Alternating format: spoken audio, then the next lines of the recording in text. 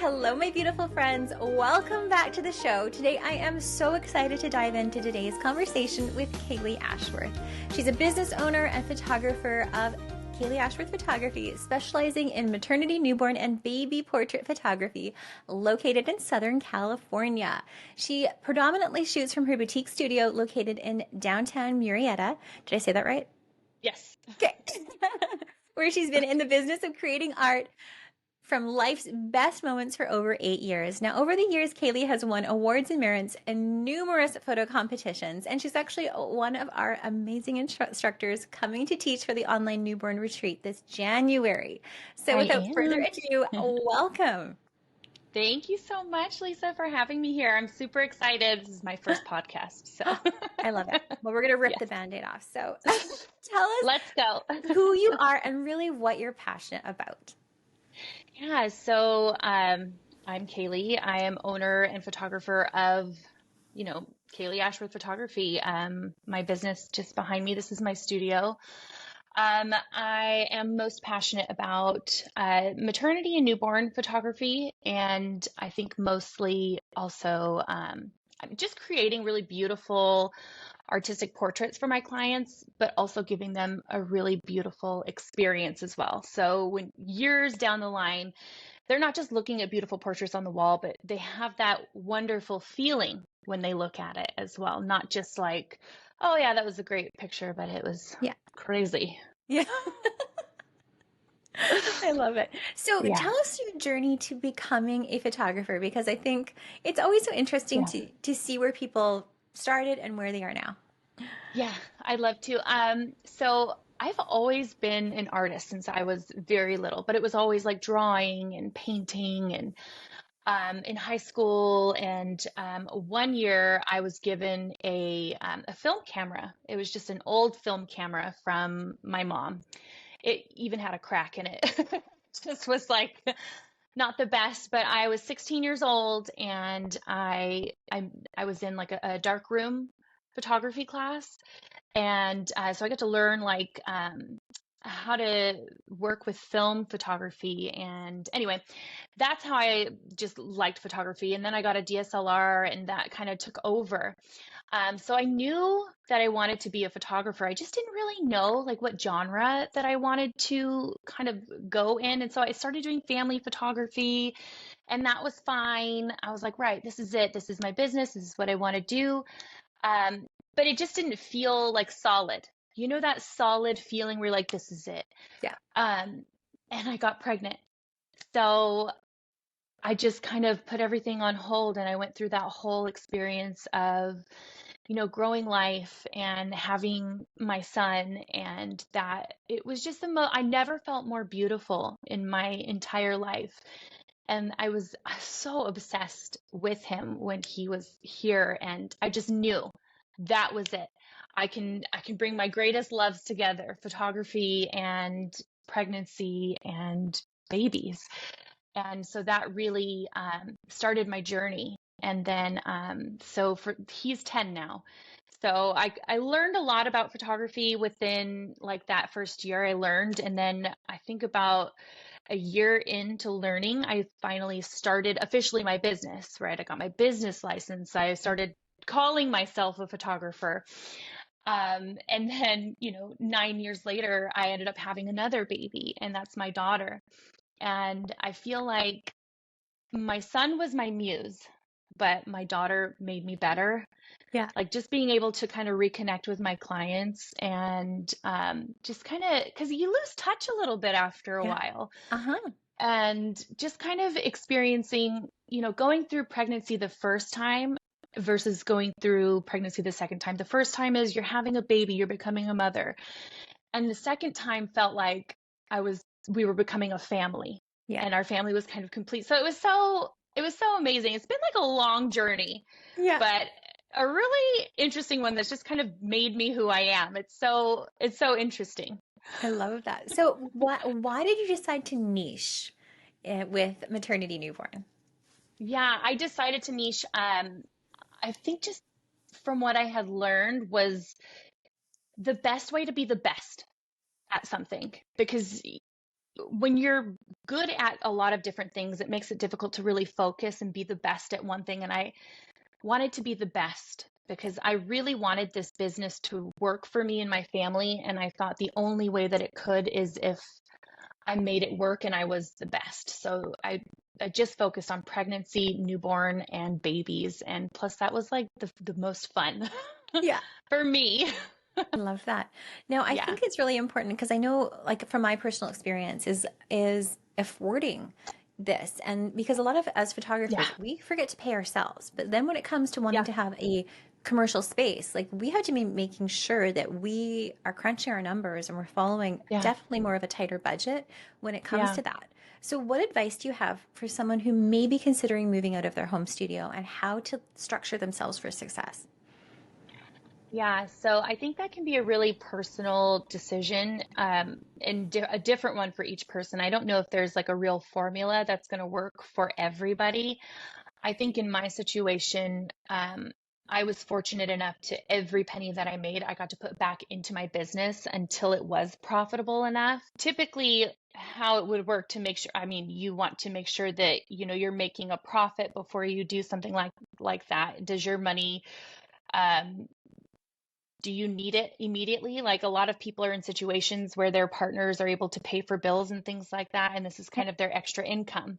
And I think if you don't rely on that income, there's no better time to do something like this. If you are established, you have regular bookings, it's scary, right? Yeah. It's a big scary thing to do. But I think there's no better time to do it if you're not specifically relying on that income. And also I think there is something to, if you build it, they will come. Yes. Because if you have this beautiful studio location, it does set you apart from other people who have something in their living room. Yep. And there isn't anything wrong with that. There's a photographer for everybody. Yep. But I think when you are thinking of raising your prices as well, the people who want to pay those prices are wanting to go to a place like this. So uh, it's a real personal decision. It I really think, is. yeah, as far as like making sure that you have cost yourself appropriately, right? Yeah. Like you need to, I mean, that's probably going to be one of our later questions of things like that. I hope that answered your question. Totally. I kind of went off on a Totally. tangent. Totally. I know for us, Um, like the whole reason I moved into my commercial space was back in, yeah, I think it was 2016, and it was because we were yeah, going through a major renovation for our home. And yeah, so like the construction and newborn sleeping just was not conducive to mm, either. Like we couldn't get anything done. So I ended up finding a commercial space, and had it until the pandemic. And then after the pandemic, I was like, I think I want to move back home. And then I was like, I think I yeah, actually just want to take a photography break because it's been almost mm-hmm, 13, 14 years that I yep, just feel like I need some time off. So, yeah. like in And it, I think that is really something to consider is yeah, when you have a commercial studio, like you have that extra mortgage to pay yeah, basically. yeah, You have to take that into consideration when you are, charging the what you need for your income. Like yeah, it's all of that, your vacations, break times, things yeah, like that. And that can get a bit, you know, yeah. demanding. Yeah, it does. It really increases it. Now, what's your business Yeah. model? Are you all digital IPS or a hybrid? So I am IPS and yeah, I have all of my clients come into the studio for their appointments and their reveals. I love it. Awesome. Yeah. And Um, I've always been that way, I want to mention. really? I have always been that way. I learned straight away from like, this is probably one of your other questions, Sue Bryce. And Yes. I just love her. I just think she's amazing. And she just really emphasized like the client experience. And if you're Yes. really wanting to profit, then you have to give that client an experience. And she just helped me personally just gain so much worth, I think, or just realize my worth and just realize that they do need an experience, and I feel like it's much more rewarding as well Yeah. for I me love. personally. So More what? work, but Yes.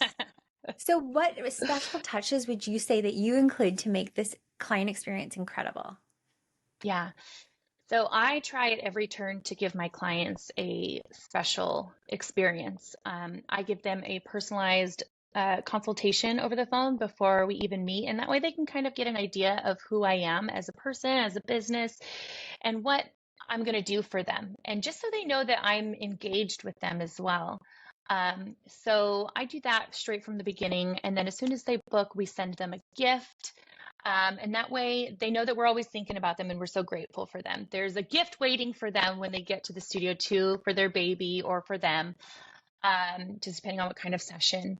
And then at the end, we always have cookies as well. And I think for those clients also, if they spend over a certain amount per year, I send them a special gift at the end of the year too. Nice. So that's always a nice little extra thing. I love it. Do you know Yeah. Donatella Nicolini at all? She's a maternity photographer from Milan, Oh, I and don't think so. No. she's incredible, but she is a Yeah. like very extreme high-end Yeah. Milan photographer. And Okay. what Yeah. she does for her clients is she gives them Tiffany presents. Yes, I do I too at the end of the year if You they really? spend a certain yes. I love it so much. And what an amazing little gift to like just receive in the mail, a blue box in the Yes. mail. And you're like, oh My photographer loves me. my God, Yes. right? Yes, It's but that amazing. I comes think it's a down great to idea. also pricing yourself, your business model, Yes. and making Yes. sure that you're really pricing for a profit. Yes. Yeah. Yes. Absolutely. Yeah. Because you can't just be sending Tiffany glasses to Ooh. people when you're in the red. You can't do that. No, no. Uh, So, when it comes to pricing yourself, what yeah. strategies have you used in order to make yourself that elevated brand that you want to be known for? Yeah. So, excuse me, quite a series of calculations. Yeah. Um, Starting at how long does it take you to work with each client, right? How long and what is that time worth for you, Hmm. right? So it kind of starts there and at a base, what are your expenses? So what are your expenses? You have to write all of that down, your home expenses, right? That's a lot. Plus, what do you want to take home at the end of this? Because you can't just work to cover your bills. You need something for yourself. You need something for your vacations, for a sabbatical, right? Yeah. You need things for retirement. You need emergency funds, insurance. There's so much that you need. You have to take into consideration all of these things. And then you calculate how much time you can dedicate to a client. And then that's how, based on those calculations. So, say what you need $100,000 per year. Say that's what you need. You need to divide that between the 12 months, and it's an average, right? Yeah. You're not failing if you've not made that 1 month, or if 1 month you've made it's an Yeah. average. So that is how and don't overwork yourself either. Don't Yeah. go, oh, I want to make all of this money, so I'm going to have, 20 clients this month. You're going to burn yourself out. Take into consideration. I like to plan out my year. So I have a booking Excel sheet and how many clients I want to take per month for the year. And that includes vacations and all the different types of sessions that I want to take, because there are some sessions that I like more than others. Hmm. So, and that's just kind of like uh, an estimate of what I want. And then, and that's kind of how so when somebody inquires and they want to book a consultation, then I kind of put that in my booking calendar, and I always know what I want for the year, and I'm always ensuring that I'm going to be making um, that minimum. Hmm. I hope that answers your question, but Totally. it's a series. It's a series of things. I But I think hope a that lot helps of anybody. It totally does. I think a lot of fear too, especially with a new photographer that's thinking about doing like maybe more of an IPS Mm, model, is that fear yeah. of doing that in-person consultation and them not booking Yes. and that happening. Yes. So does that happen and how do you deal with that? Okay, I have so much to say about this. So, um, I think it's really, really important, especially when you're starting out, to do an in-person consultation. I've done that for years, and I actually only stopped doing that during COVID because it was kind of a requirement. And then I realized I actually preferred that, and I didn't, because of my reputation and my work, I didn't need to do that anymore, and Yeah. people were still booking with me. But I think it's so important, and I feel like it really set me apart from other people to allow them to come in to meet me, to see my studio, to see their props. um, and I feel like it really set me apart. And I feel like it really helped me build success because I would get reviews, they would refer their friends, and then from there, I built my clientele, and I still have past clients coming to me, even though I've raised my pricing three, four times what it used to be, and because they know me and they know that um, I'm there to give them the best experience and the best quality product. But I think if you're starting out, it's really scary. Um, the client experience is what's going to set you apart. And I think that that is the most important thing to do. If you want to succeed and you want to demand that kind of money so you can live, you have to really give them something for that Yeah. and set yourself apart. So that's just my personal opinion. Yeah. I think there's also that fear of selling Yeah. when it comes to an Yes. IPS, Oh my gosh. right? I understand. Yeah. So for me, I had a lot of, I know we kind of messaged about this. I had, and still do, I had a lot of anxiety. Um, just starting a business, I guess being a woman, and for me, I was never kind of built with that value of, yes, you can demand more, you can demand this, you Right. can ask for more. I was never raised with that. I had to learn that all on my own. And that was so scary. I remember in my mom's garage, right, in that little studio. I'm like really pumping myself up. I'm sitting here looking at my phone, ready to call my very first client to make an appointment to come in for a consultation. And I sat there looking at the phone number for an hour, a whole hour before I finally made the phone call to call them. And they were wonderful. And I was like, what was the problem? Um, and I went from that to, I mean, I meet people for the first time when they walk through my door now, and it's less scary. It takes a lot of just pushing yourself, making yourself uncomfortable. And I think when you do that, you grow. And it's really, really hard. And I think selling as well can be really hard because you're worried, do they really know what they're getting themselves into?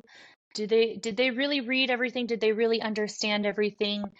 I think for me, I try to let my items sell themselves, I guess.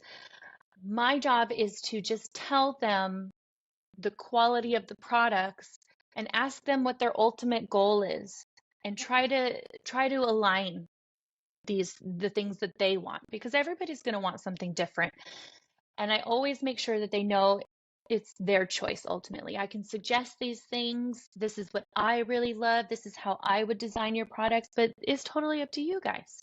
Totally. And I think building a little bit of a relationship with them before the session, during the session, and then seeing them again kind of helps that. Remaining professional, but also quite friendly and Hmm. open can kind of help instead of just like a cold sale. Because Yeah. that if you have anxiety, that's really hard to do. Yeah. Um, but I hope that helped. I hope that answered. I think yeah, it can be really difficult. So what Even would now, you I get say, a little anxious sometimes. I'm like, oh God, do they know? what would you say is your best seller? Like, what do you sell the most of? Um, oh, products? Oh gosh. I have I have two products that sell really well. Um, I only sell three signature art pieces. So I have canvases, albums, and framed prints. The framed prints are great. They're like handcrafted and like they're incredible. But they're quite pricey. So they're like my top of the line product, right? My canvases, like they're incredible. And the albums, I think the canvases and the albums probably sell equally. Yeah. Um, and there's different reasons for that. I think I always like to tell people that, I think that canvases are like a beautiful statement piece. And I Mhm. think they go really well just on their own or together as a collection. And it's something that you could eventually pass down.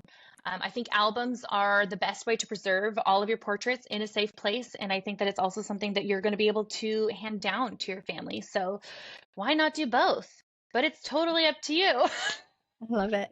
Have you I think heard just of, knowing your products is yeah, important, you know? it's funny because I only in the past couple of years really gotten into albums, and I Yeah. found there's a company called Wooden Banana. Do you know Hmm. their albums? Oh my gosh, No. they have like So velvet covered amazing. albums, Yeah. and they are so funky, and so I love them so much. And so I ordered a couple Yeah. samples, and I finally have an album that I feel like happy about because I've been Yeah. so picky. Yes. Well, I won't gatekeep. My albums, it is quite an expensive lab, but they are so good. I've used other labs before, and Yep. it's Fineo. And actually, Oh it's yeah. who Sue Bryce uses, Yeah. Fineo. And they're excellent. Yeah. And they've been Their around for quality, years. they're so good. And Yeah. I never feel like anxious or uncomfortable giving anybody this product. I'm like, look at it, Yeah. touch it, and feel it. This is an incredible product. You're gonna love it. Yeah. And they get to see it all when they come in here too. And I literally take my canvases off the wall and I look at it, Yeah. touch it, Yeah. feel I it. love it. Now, when it So, comes to pricing your albums, what advice do you have for those that maybe are just getting started with starting to dabble in IPS? um, so I think a lot of that is gonna go hand in hand with like how much do you need from each client and kind of estimating what are people going to purchase? Because I think a lot of time for me, I add incentives for people to purchase more. Hmm. And so a lot of times they do. Um, and those products are just kind of extra if they get it, if that makes sense. Because I kind of go in knowing that everybody is going to purchase digitals, Yep. right? Everybody's going to purchase digitals. I offer them an incentive to purchase the album. Yeah. So without like seeing somebody's whole list of like how they're going to sell or what they need to make, it's hard to say. Um, I typically would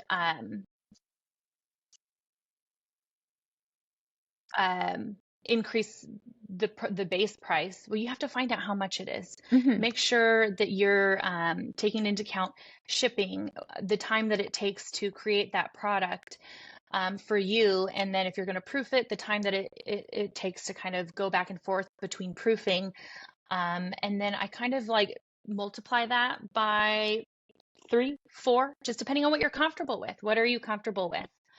And just make sure that it makes sense for what you need to make if you're giving people a price on your digitals. Hmm. Make sure that you are compensating for that with an album. Yeah.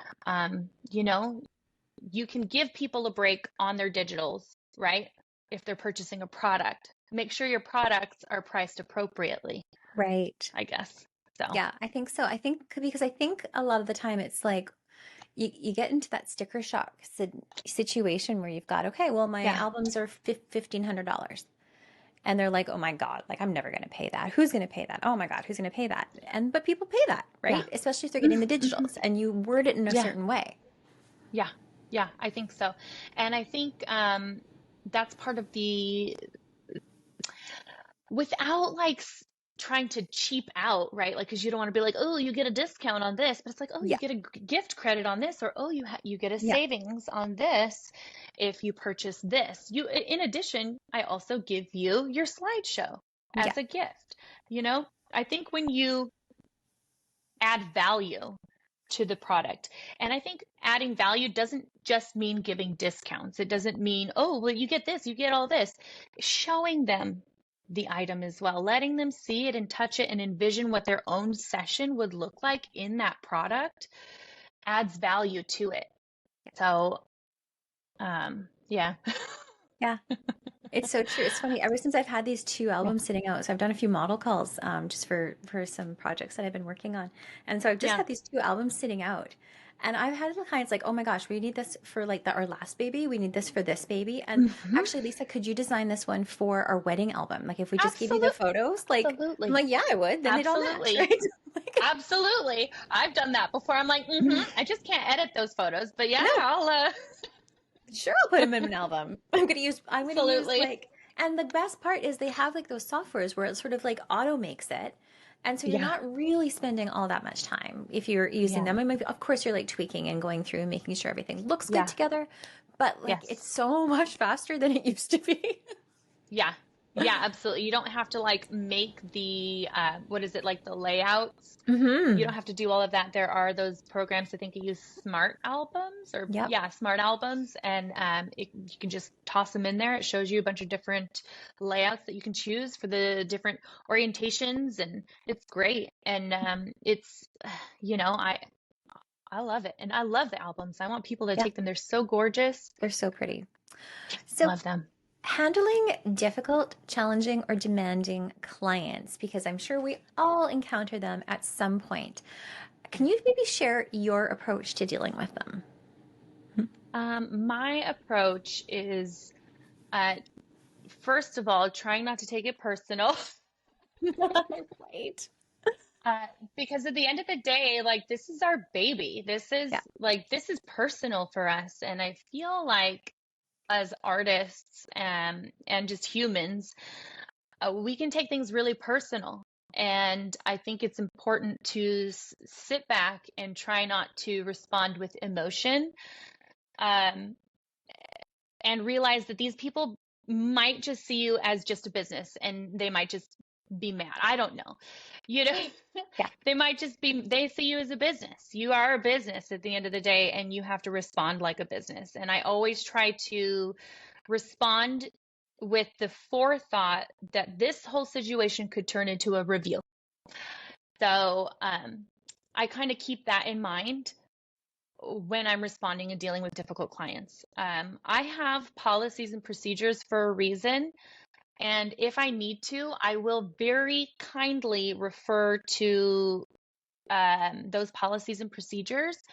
However, if it is a difficult client because of a situation that's out of their control, I try to show a little bit more compassion and flexibility where I can. So I do have rules, but if I can be flexible with those rules, for a good person, like I will be. Um, for example, I had a client who booked a mini maternity session with her newborn session, and she unfortunately delivered really, really early, and she totally missed her maternity session. Like she delivered 32 weeks or Oh, just something wow. really early, Yeah. maybe 20, like really early. And she missed her mini maternity session, and that and she goes, "What do we do?" And I was like, "Oh, I'm so sorry. Like there was nothing we could do." And I'm like, "Don't worry. Like you're not going to lose your credit. We'll just apply this to whatever you choose to purchase." She did not contact me for a really long time, even though I had reached out to her many, many times to try to arrange her newborn session. And it had gone past, and I did warn her several times. I said, "Hey, I am doing literally a video or an educational tutorial for older newborns, but I do kind of cap it like after eight Yeah. weeks, like it's a different session at that point. Your baby is hitting milestones Yeah. or getting into the milestones at that point. So I did let her know, after 8 weeks, we are gonna have to go into a different session." And she asked for a refund at that point. But she had not communicated with me. I had missed out on that money that I had specially saved for her. And I told her, in the best way possible, kindest way possible, that, "I'm so sorry, but this is your retainer fee. And I was not able to fill that spot. So I cannot give you a refund. However, if you want to apply it to a baby session, we can do that. Eventually, she chooses to do that. And she also needed um, because of complications with the baby, which I found out in hindsight, needed like a payment plan as well, which I do not offer. But in that circumstance, I said, okay, that's totally fine. Yeah. We'll do a payment plan as well. She just finished it. She received her order, and that's that.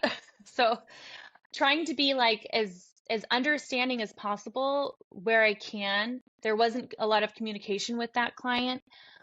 So I was working off of the best that I could of what I knew what was going on. And when I kind of found out the situation, I tried to be a little bit more flexible with my policies. So I think that's a pretty good example. Another client just recently, a past client of mine, really wonderful, wonderful family. And they've come to me for their second baby. And she actually wasn't getting back to me to come back for her reveal. And I was like, that's so strange. And I'm thinking to myself, like, oh, should I send them a, hey, I'm going to archive your images type of thing? And I'm like, no, I'm just going to wait. I'm going to give them a little bit of flexibility, a little bit of time. Um, and she came back to me saying that her father was passing away and they just needed a little bit more time. And Mm-hmm. I guess just showing that kind of compassion and just kind of flexibility, like, of course, Yeah. I'm going to let you come back when you're ready. I will Yeah. hold these forever for you, Absolutely. forever.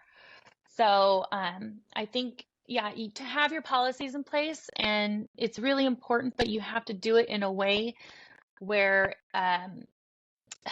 just don't be the bad guy. It's your business, it's your reputation, and it's just not worth it. And we're all human. Yeah, that's my advice. Yeah. Love that. Have you ever run into the situation where the husband and wife have not communicated or agreed on the cost of things and how much it's going to cost? Because we often hear that in our groups that that's something our students Yeah, run into. yeah, yeah. Um, yeah, actually, I guess I have things like this a lot. This actually recently happened. Um, a wonderful client, a past client also, she came to me 4 or 5 years ago for her first son. My pricing wasn't too dissimilar, so I was quite surprised when there was a problem. But I think obviously there was a lack of communication. And since then, she had also decided to become a stay-at-home mom.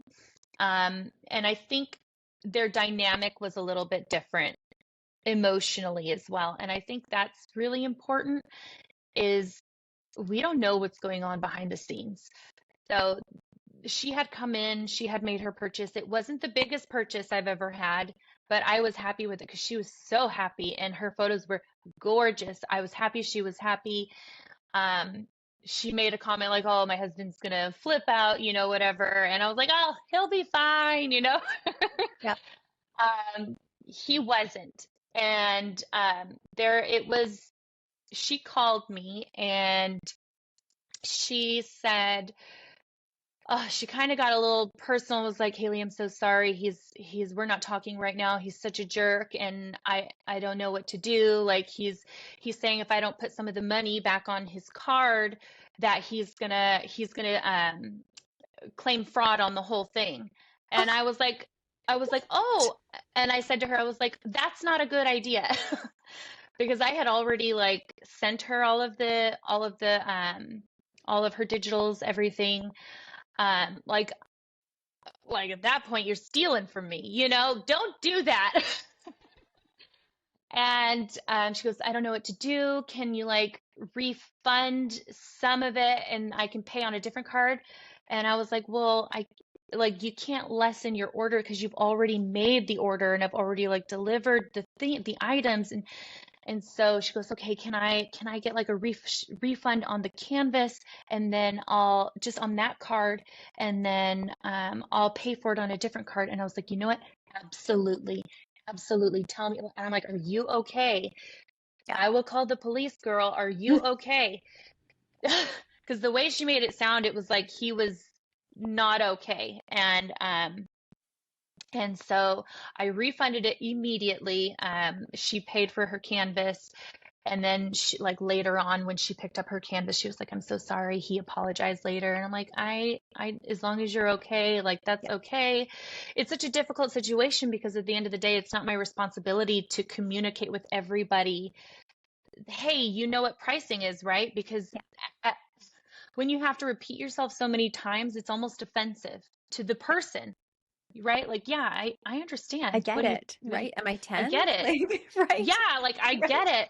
And so you really have to assume that they know what they're getting themselves Mhm. into. And I provide them pricing and details on the experience in a lot of different formats in video. So as soon as they inquire with me, they get a video. On my website, it also says the same thing. I have a consultation with them. So Yeah. I explain how everything Yeah. works. They get they get an agreement that says, "Hey, it's I listed. This is in understand. detail. Yeah. Here's everything." They sign the agreement. All of my pricing is out on the table for everybody to see. Um, I mean, you have to be like some people, okay, you have to be willfully ignorant to really not know what you're getting yourself into. And there have been situations where people are like, oh my gosh, Kayleigh, you're right. Everything was there. This happened or maybe no, this year also. A client was like, "Oh, you're right there. You're right. Everything was there, and I'm so sorry. I didn't look at all." And they were like, "We'll make our purchase." And I'm like, "Okay, Yeah. thank you. I appreciate it." I mean, at the end of the day, there's problems in business, and there's just no way to escape it because we're all human and we make mistakes. And Mhm. I'm sure even probably you and me, we do things and we're like, "Oh, I didn't know. I didn't realize All the that." time. I was like, sorry about that. All the time. Right. I mean, with such a big investment, you would at least want to know, Yeah. you know, but there's just you have to deal with it as it comes. I think just remember to take emotion out. Try not to take things personal. Um, and I think that's what's really, really helped me Yeah. in my business and grow and succeed. One of the best pieces of business advice, and it was actually given to me by my business partner, is never Yeah. respond to an email or a message or anything Yes. when you're still red in the face. When you're so angry and your cheeks are still so Absolutely. red, this is not the time to Absolutely. respond. Like, and typically It's don't not the time respond. to push Yeah, send. nope. And don't respond at night. Leave it until the Okay. next morning. Don't get it done that Yes. night. You just wait, you sleep Yeah. on it, and then respond. Right? Absolutely. Yeah. Absolutely. There is something to that. Doing things, important things first thing in the morning is supposed to be like way better for you Right? mentally, I Yeah. think, something like that. Yeah. Then, So you ready to but dive into our lightning round? okay. Okay. Coffee or tea? Coffee. Morning person or night owl? At the moment, I have a 19-month-old, so I'm burning the candle at both ends. Mm-hmm. Mm-hmm. uh, both are great. Both are great. Night owl for fun and morning for morning air and sunshine. Yep. When do you find you like to sit down and do your creative edits? When I have time, I think it's at night when all the children, they are in bed and I can put on my shows and I can Yep. just put my feet up and get my snacks and just Yep. have some snacks in my hand. Right. The 19-month-old wakes up again. Okay. So, What's your go-to editing snack? oh my gosh, I'm going to sound like a child, Lisa. Hot Cheetos. Do you guys have those out there? They're so bad for Yes. you, I've heard they're but they're like, my favorite. I have not actually, you know what? I think I may have tried them once. My 14-year-old Yeah. may have given to me in the summer, but I'm Yeah. actually going to go on a hunt for hot Cheetos for this weekend and try them. Okay, hot Cheetos, but the ones with lime. And actually, they make hot Ooh. Cheetos that are like more healthy now. So they're like Hmm. in the healthy chip aisle and they're baked rather than like Oh, fried. the deep So fried. they're a little bit, yeah, Hmm. they're a little bit hard to find, but with lime. That's where it's at. So good. I'm going to try that. But Favorite yeah. guilty or not so guilty pleasure? Hot Cheetos. Cheetos. I guess my favorite thing is it's not anything like a guilty pleasure, but one of my favorite things to do at night, especially during the winter, is to fill up my hot water bottle and just like lay with that. Oh, it's the best for my broken back. Yes. I just I love love it. it. I love it. Oceans or mountains and why? Mountains, because we don't really know what's in the ocean. Oh, good point. It's pretty scary, actually. Um, what's your favorite comfort food? Hot Hot Cheetos. Cheetos. Yeah. I love it. My next question is like, Uh, what's for dinner tonight? okay, actually, this is a good one. This will probably be the fourth time that I've made it. Pesto chicken with fettuccine and asparagus. So good. Do you like pesto? I do. Pesto, it's the best thing. I've just really discovered it in the past few months and I'm Oh, all about it. oh my gosh. You know what I saw on TikTok is if you take a bagel and you put pesto on it and you flip it, so you put the pesto on like the tin foil and then you put the Yes. bagel on top of it and then you crack an Yep. egg and put that on Okay. top and then top it with cheese and then put it in the air fryer. Apparently, this is Oh my incredible. gosh. Yeah. That sounds amazing. Yeah. I saw a really good pesto recipe on TikTok also, and it was like an omelet. So you make this omelet, you put some pesto in it, you put a feta cheese and spinach, and then a little bit of salt and pepper. Fold it up, put a little bit of salsa on it. Oh my Oh, gosh. mwah, Yum. chef's kiss. I So love that. good, I love that. so good. I love that. What advice do you have for someone just starting out? Um, I guess a couple things. I think to find a niche is really important. That way you can really focus, really specialize in one thing, because there really is so much to learn about just one thing. Because what newborn photography isn't just about newborn photography, it's about the business, the marketing. It's so much. And also for me, um, I wouldn't believe everybody who tells you you should or shouldn't be doing what you're doing.